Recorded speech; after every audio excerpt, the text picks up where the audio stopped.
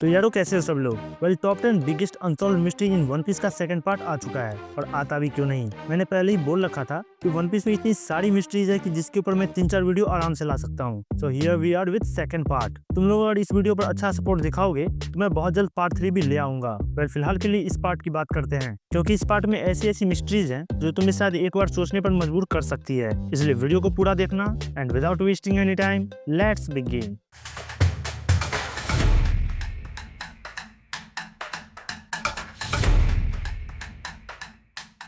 सबसे पहले हम बात करते हैं कि ये वहां से आखिर है कौन। और तुम लोग को नहीं पता तो मैं बता दूं कि इसका नाम कॉन्ग है, जो एक फ्लीट एडमिरल था उस जनरेशन में जब अपने सेनगोकू एंड गार्प यंग हुआ करते थे, जब रॉक्स पायरेट पूरी दुनिया को हिलाए हुए थे एंड जब रॉजर पायरेट किंग नहीं बना था। फ्लीट एडमिरल अपने आप में ही एक बहुत बड़ा ओहदा है जो सिर्फ उसी को सौंपा जाता है जो जीनियस है बैटल टैक्टिक्स में और होल्ड करता है अनइमेजिनेबल स्ट्रेंथ को। एक फ्लीट एडमिरल होने की वजह से वो सुपर स्ट्रॉन्ग तो होगा ही, बट आज तक हमें वो कभी एक्शन में दिखाया नहीं गया, ना ही एनिमे में और ना ही मांगा में। कॉन्ग फिलहाल तो एक एडमिरल से भी ऊपर कमांडर इन चीफ की पोस्ट पर है जो मरीन्स के मेजर इवेंट्स को संभालता है। लाइक अगर कोई वर्ल्ड फ्लीट एडमिरल को किसी पावरफुल एनिमे से लड़नी है तो उसे पहले कमांडर इन चीफ से परमिशन लेनी होगी। कमांडर इन चीफ होने की वजह से कॉन्ग की रिस्पेक्ट एक सेलेस्टियल ड्रैगन जितनी है एंड वो सीधा सर्व करता है 5 एल्डर्स को। बट इन रियलिटी इतना ज्यादा इन्फॉर्मेशन होने के बाद भी मैं कॉन्ग के पावर की मिस्ट्री को समझ नहीं पा रहा हूँ। उसने अपनी पावर से किस तरह उस समय के पायरेट्स के नाम पर घूम रहे राक्षसों को वायलेंस करने से रोका होगा। अब हम एक ऐसे अनसॉल्व्ड मिस्ट्री की बात करते हैं जिसके बारे में सोचकर ही मुझे लगता है कि ओडा सेंसे ने वन पीस फैंस का कितना लंबा काटा है। मैं बात कर रहा हूँ लूफी के ट्रू ड्रीम के बारे में। तुम खुद सोच कर देखो, अगर कोई फैन वन पीस को उसके स्टार्टिंग से कवर कर रहा है तो उसने अनगिनत बार ये सुना होगा कि लूफी का ड्रीम है किंग ऑफ द पायरेट्स बनना। भले लूफी को किसी पर रूल नहीं करना, बट उसे किंग ऑफ द पायरेट्स का टाइटल कूल लगता है, इसलिए वो अपने ड्रीम को पूरा करने के लिए गांडफाड़ मेहनत भी करता है। बट जो आदमी पिछले 25 सालों से वन पीस का फैन है, उसे इतने सालों बाद आकर पता चला कि लूफी का ट्रू ड्रीम तो कुछ और ही है, तो सोचो उसका क्या हाल हुआ होगा। 2 मिनट के लिए यदि उस 25 साल पुराने फैन को साइड में रख भी दिया जाए तो ये एक सच में एक अनसॉल्व्ड मिस्ट्री ही है कि आखिर लूफी का true dream king of the pirates बनना नहीं है तो वो हमेशा ये बातें बोलता क्यों रहता है, एंड उसका ट्रू ड्रीम है क्या, ये भी एक अच्छा सवाल होगा। अगले मिस्ट्री की हम बात करें तो वो होगा मेरे हिसाब से क्या सच में गॉड डी उसॉप किसी बैटल में इन फ्यूचर मरने वाला है। ये जानने के लिए हमें देखना पड़ेगा कि उसॉप किस रास्ते पर चलने की कोशिश कर रहा है और उसका आखिर गोल क्या है। वैसे देखा जाए तो उसॉप स्ट्रॉ हैट्स का सबसे बड़ा बकचोद है। आई मीन वो हमेशा ही झूठ बोलता रहता है एंड एक छोटा सा भी खतरा आने पर सबसे पहले उसी की गांड फटती है। बट स्टिल इन सब के बाद भी उसॉप का गोल है ब्रेव सोल्जर ऑफ सी बनने का, एंड एक ब्रेव सोल्जर का टाइटल तभी किसी को दिया जाता है जब वो आदमी किसी ग्रेट बैटल में पूरी बहादुरी के साथ लड़ा हो, but at the end of the day उसने अपनी जान को गवा दिया हो। ओडा सेंसे के हिंट को देखा जाए तो वो फोरशैडो जरूर करते हैं कि उसॉप एक दिन मारा जाएगा, बट थ्योरी प्रूफ ना होने तक ये एक मिस्ट्री रहेगी।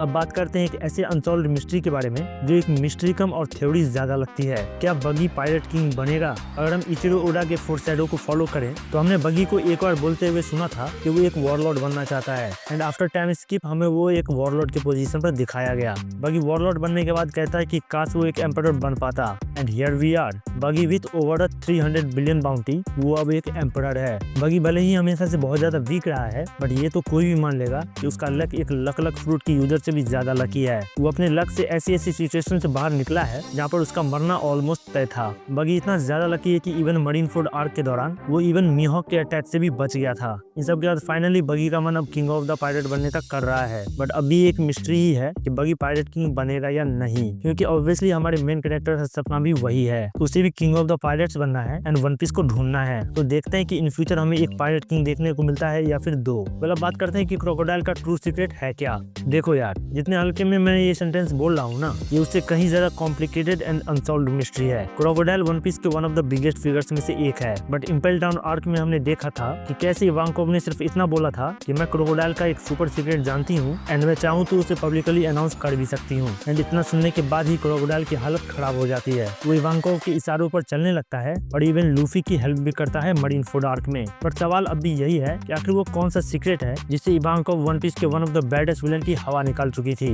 अब नेक्स्ट मिस्ट्री की बात करें उससे पहले मैं तुम लोगों को एक सीन याद दिलाना चाहता हूँ। वो सीन है काइडो का एंट्री सीन। जब एपिसोड 736 इसमें काइडो की एंट्री होती है तब नरेटर बोलता है कि काइडो इतना ज्यादा ड्यूरेबल है कि उसे कोई भी वेपन से मारा नहीं जा सकता। अगर बात 1-on-1 की हो रही हो तो बैटल चाहे हवा में हो या समुद्र के अंदर या फिर जमीन के ऊपर, जीतेगा तो उसमें काइडो ही। बट साथ में हमें ये भी बताया जाता है कि काइडो अपने जीवन से इतना ज्यादा परेशान हो चुका है कि वो एक ऐसी जगह ढूंढ रहा है जहाँ पर वो खुद को मार सके। एंड इसी पॉइंट पर एक अनसॉल्व्ड मिस्ट्री भी क्रिएट होती है कि लूफी ने जब काइडो को अपने बजरंग दंड से हिट करा था और उसे एक वोल्केनो में गिरा दिया था, तो क्या सच में काइडो इतने में ही मर गया? क्योंकि ऑब्वियसली जब वो खुद को मारने के लिए 10,000 फीट से कूद सकता है तो खुद को लावा में भी डालकर तो देखा ही होगा ना। तो क्या वो लावा में गिरने से अब मर गया बट पहले नहीं मरा था? यही एक सवाल मेरे दिमाग में दौड़ रहा था, इसलिए मैंने सोचा कि इसे इस वीडियो में डाल दिया जाए। तुम लोगों का इस बारे में क्या कहना है हमें कमेंट में जरूर बताना। वन पीस पिछले 26 सालों से चलता आ रहा है बट इसमें आज तक का जो सबसे हाइप मिस्ट्री रहा है वो है कि आखिर ये विल ऑफ डी है क्या है विल ऑफ डी कि इवन इमो भी इससे घबराती है। ये एक ऐसा टॉपिक है जिसे मैं पिछले पार्ट में डालना चाहता था बट मैं भूल गया, इसके लिए सॉरी।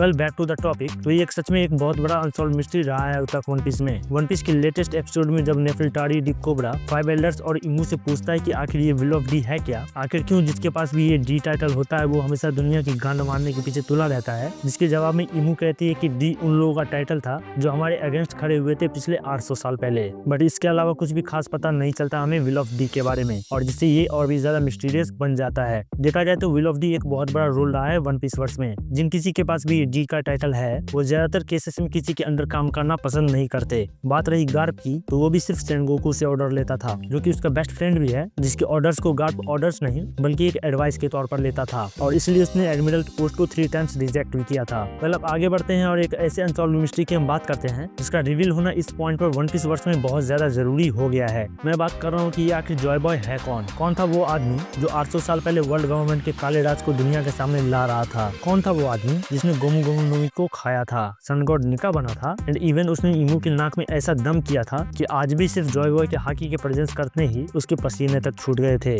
आज तक एनिमे और मांगा में भी जॉय बॉय का सिर्फ हमें नाम ही मेंशन होते हुए दिखाया गया है। वो कैसा दिखता है, किस साइज का है, किस क्लैन से है, ये सब उसके बारे में कुछ नहीं बताया गया। बट स्टिल ये कैरेक्टर वन पीस हिस्ट्री का सबसे ज्यादा मिस्ट्री होल्ड करने वाला कैरेक्टर है। तुम बिलीव नहीं करोगे बट अकेला जॉय बॉय इतनी ज्यादा मिस्ट्री को होल्ड करता है कि सीरीज में अगर सिर्फ इसके बारे में ही सब कुछ बता दिया जाए तो वन पीस एनिमे का आधे से ज्यादा मिस्ट्री तो यूं ही सॉल्व हो जाएगा। अब बात करते हैं कि ऐसी मिस्ट्री के बारे में जो मेरे हिसाब से सबसे ज्यादा बड़ा और सबसे ज्यादा रियलिस्टिक अनसॉल्व्ड मिस्ट्री हो सकती है। What is One Piece? मेरा मतलब है कि सीरीज का नाम ही वन पीस है और आज तक हमें यही नहीं पता चला कि आखिर वन पीस चीज क्या है। जहाँ तक हमें बताया गया है उसमें हमें ये पता चला है कि वन पीस कोई ट्रेजर लाइक गोल्ड या डायमंड तो नहीं है, बल्कि उसके उलट तो ये एक ऐसी चीज है जिसे देखने के बाद रॉजर पायरेट सिर्फ हंसे थे और उनका विश था कि काश वो जॉय बॉय की एरा में जन्म ले पाते। इन सब के बाद भी वन पीस जो सीरीज का सबसे ग्रेट ट्रेजर है उसके बारे में हमें कुछ नहीं पता। वेल अब अपने लास्ट अनसॉल्व्ड मिस्ट्री की हम बात करते हैं। ये मिस्ट्री अपने आप में ही इतना ज्यादा मिस्टीरियस है कि इवन इससे खुद वन पीस के क्रिएटर इचिरो ओडा भी एक वक्त के लिए सरप्राइज हो गए थे। ये अनसॉल्व्ड मिस्ट्री इतना ज्यादा इंपॉर्टेंट है लूफी के करियर में कि अगर ये मिस्ट्री जल्द से जल्द सॉल्व नहीं हुआ ना